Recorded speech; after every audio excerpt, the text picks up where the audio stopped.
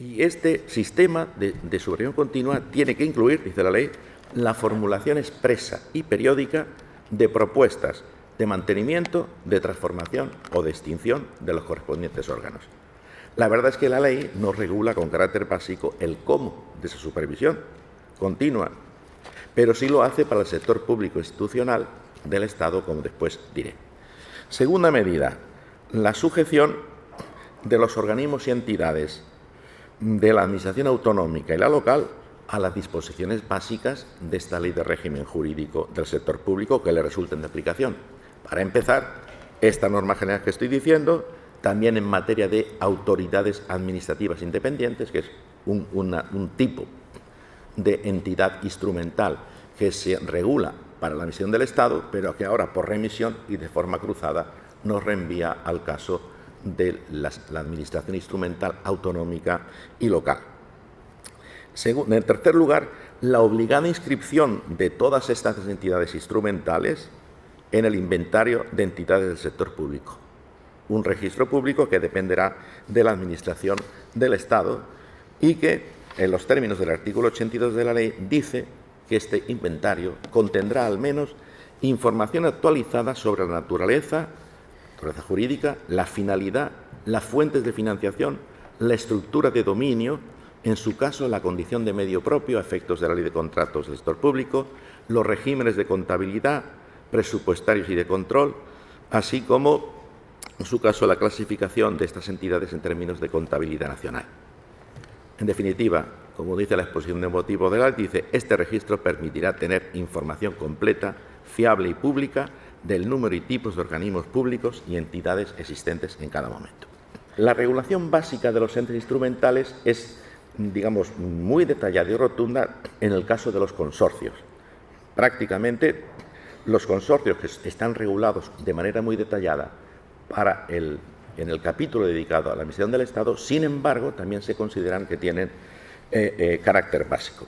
Hay una clarísima voluntad homogeneizadora del régimen de los consorcios. Una prueba de ello es que las normas sobre los consorcios establecidas en la Ley de Base de Régimen Local y determinadas por la Ley de Racionalización de Administración Local, estas van a tener solo carácter supletorio del régimen básico de los consorcios que ahora aparece en esta ley. El detallismo regulatorio es máximo en el caso de los consorcios. Su definición, las reglas para determinar a qué administración corresponde la adscripción del consorcio.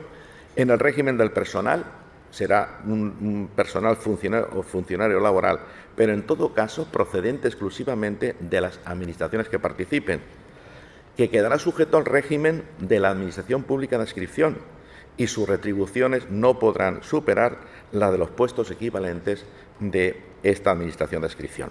Aunque el artículo 121 permite que por la singularidad de las funciones que haya que desempeñar el Ministerio de Hacienda o el órgano competente de la Administración de Adscripción autonómico local podrá autorizar la contratación directa de personal. El régimen presupuestario, de contabilidad, control económico-financiero, etcétera, prácticamente se dice que será el mismo de la Administración de Adscripción. Con absoluta claridad, la ley viene a decir que con ello lo que se intenta es una reacción frente a la huida del derecho administrativo.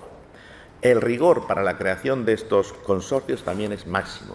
No puede decir más en el caso de la Administración no estatal, dice que se regirán por el convenio, etcétera, pero para que veamos cuál es la filosofía de la ley, en el caso de los consorcios donde participe la Administración del Estado, solo se crearán por ley. Además, el convenio correspondiente que permita la creación del consorcio tiene que estar autorizado por el Consejo de Ministros y los estatutos y el plan de actuación tienen que publicarse en el Boletín Oficial del Estado. Por lo demás, el detalle es máximo en el contenido, para el contenido de los estatutos de los consorcios. Bien, el último apartado, lógicamente importante en el supuesto de las normas de carácter básico, es el de las relaciones interadministrativas a las que aquí ya se ha hecho referencia antes. La verdad es que en materia de relaciones interadministrativas, la regulación que había en la Ley 3092 era elemental. Cuando digo elemental, no en sentido peyorativo, sino casi preliminar. ¿Por qué? Todo el Estado autonómico, en el conjunto de las instituciones que lo componen, está presidido por principios como el de colaboración, cooperación, etcétera, que prácticamente han sido producto de elaboración jurisprudencial por el Tribunal Constitucional.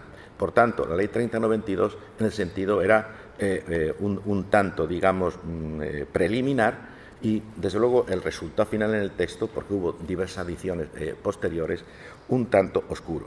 Pues bien, la Ley de Régimen Jurídico del Sector Público, esta nueva, intenta actualizar esa regulación que parte del texto de la Ley 3092, pero ciertamente muy mejorada. Se trata prácticamente del título tercero entero, el que regula las relaciones interadministrativas. Un título que es básico, podríamos decir doblemente básico, porque desde esa voluntad armonizadora que yo decía que tiene la Ley del Sector Público, el contenido básico de esta ley se va a imponer a otros contenidos básicos. Por ejemplo, dice el artículo 140 que en lo no previsto en este título, es decir, para las relaciones interadministrativas, las relaciones entre la Administración del Estado o las administraciones de las comunidades autónomas con los entes locales se regirá por la elección de bases de régimen local. Es decir, hasta ahora prácticamente la legislación básica de régimen local era de preferente aplicación a las normas sobre relaciones interadministrativas que estaban en la Ley 3092. A partir de este momento se invierten las tornas y será de preferente aplicación lo que se establece en esta ley con carácter básico, y solo con carácter supletorio lo que en materia de cooperación puede decir la Ley de Bases de Régimen Local. Hay además una nueva sistemática en la regulación de estas relaciones interadministrativas que atiende a definir con más precisión el alcance de cada uno de los principios de coordinación, de colaboración, de cooperación, etcétera. Deja bastante claro, ateniéndose a lo definido casi, conceptualmente y también por el Tribunal Constitucional, la diferencia que hay entre cooperación, que en todo caso será voluntaria, y lo que hace la ley es, digamos, extremar el cuidado en que ese carácter voluntario se formaliza adecuadamente a través de los correspondientes acuerdos, convenios, etcétera. Y la coordinación, que obviamente solo va a vincular a las partes en cuanto a la forma de conseguir un resultado, no en cuanto al contenido de ese resultado. En todo caso, lo más, digamos, más particularizado es la regulación de los órganos de cooperación. Parte en general de lo previsto a este respecto por la Ley de Régimen Jurídico y del Procedimiento Común del año 92, pero una novedad importante es la creación del Registro Estatal de Órganos e Instrumentos de Cooperación, radicado en la Administración del Estado y donde deben figurar todos aquellos órganos e instrumentos para cooperar, es decir, órganos, convenios, etcétera, donde participe la Administración del Estado. Pero por definición, al tratarse de colaboración y cooperación, en gran medida pues aparecerán también las otras administraciones. Pues bien, es obligada la inscripción en este Registro Estatal de Órganos e Instrumentos de Cooperación. Regula, como también se ha dicho antes, la conferencia de los presidentes del Gobierno y de las comunidades autónomas. Es verdad que esto existía, pero casi con un carácter, yo creo que, no me atrevo a decir retórico, pero bastante informal. Ahora se consolida jurídicamente, pero ciertamente queda en el aire si la pertenencia a la conferencia de presidentes es vinculante o no. No se precisa el alcance de sus acuerdos, ni su régimen y efectos. Sin embargo, la ley sí mejora y con mucho detalle el régimen de las conferencias sectoriales.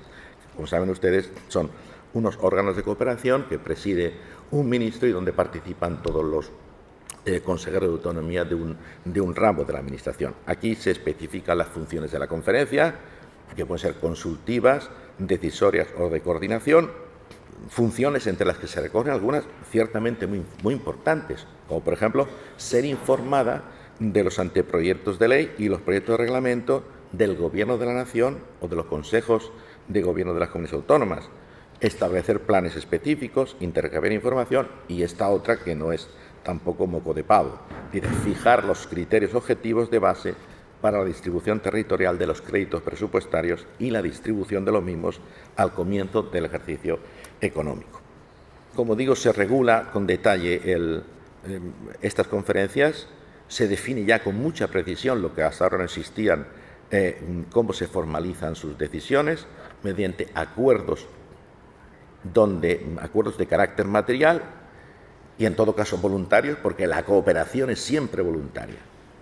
Y al mismo tiempo, como se ha señalado antes también, se precisa que cuando la Administración, en el seno de la conferencia sectorial, invoque que tiene un título constitucional que implica la coordinación, entonces el acuerdo vinculará a todos los partícipes en la conferencia. Es decir, los vinculará en el sentido de lo que es una coordinación, es decir, comprometerse a llevar a cabo determinadas actividades para lograr un fin, no en cuanto al contenido.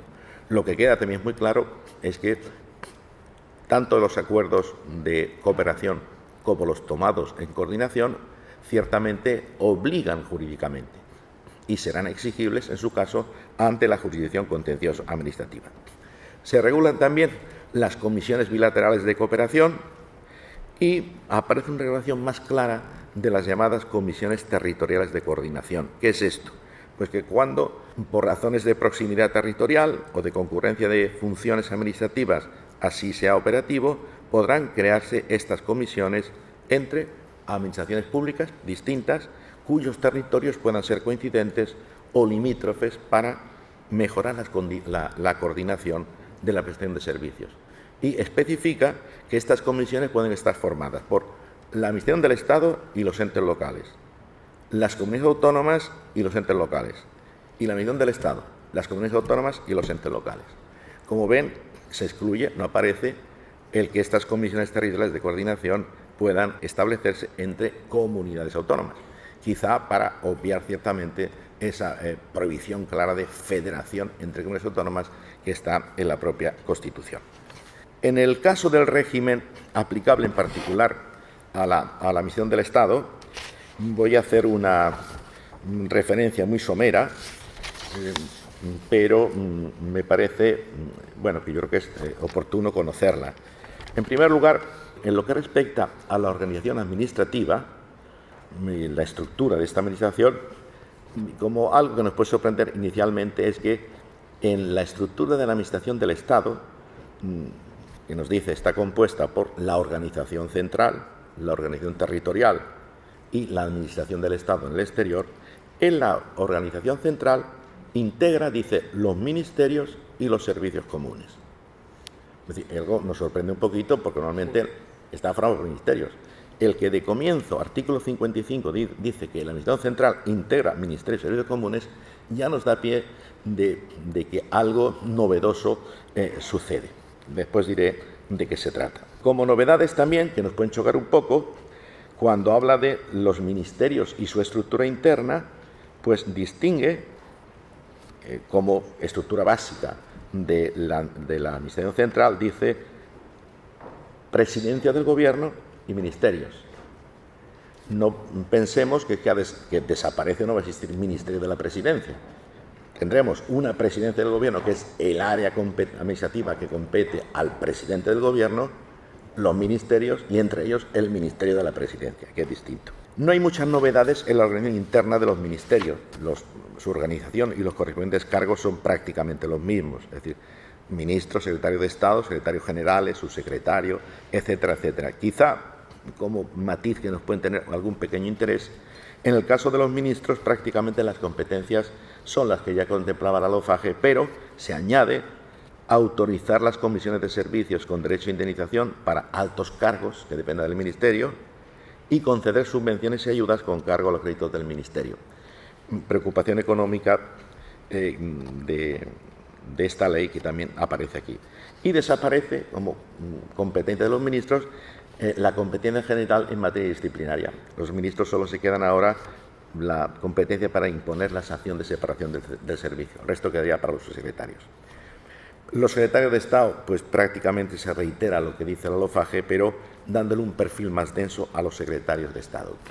Perfil densísimo es el que asume los subsecretarios de los departamentos. Prácticamente viene a ser, en fin, usando una pedantería latina, sería el dominus, el dueño. Siendo más coloquial, el amo prácticamente de cada ministerio es su secretario, porque le corresponden las funciones quizá más relevantes desde el punto de vista estructural. Los secretarios generales también prácticamente siguen la misma tendencia de la LOFAGE y los demás cargos. Pero lo más relevante, decía, y es lo que explica esa referencia a que la Administración Central estaba integrada fundamentalmente por Ministerio y los servicios comunes, es el trato especial que se le dan, y novedoso, a los llamados servicios comunes. Estos servicios comunes, tal y como reza la ley, corresponden a los siguientes: asesoramiento, apoyo técnico, la gestión directa en su caso en relación con las funciones de planificación, la programación, la presupuestación, la cooperación internacional, la acción en el exterior, la organización de los recursos humanos, los sistemas de información y producción normativa, la asistencia jurídica, la gestión financiera, hasta las publicaciones. Estos son los servicios comunes. Pues bien, como una novedad importante, en principio los servicios comunes funcionan en cada departamento ministerial, de acuerdo, eso sí, con las instrucciones y directrices que adopten los ministerios con competencia en dichas funciones materiales. Pero en un paso más, la ley dice que mediante Real Decreto podrá preverse la gestión compartida de algunos o todos los servicios comunes.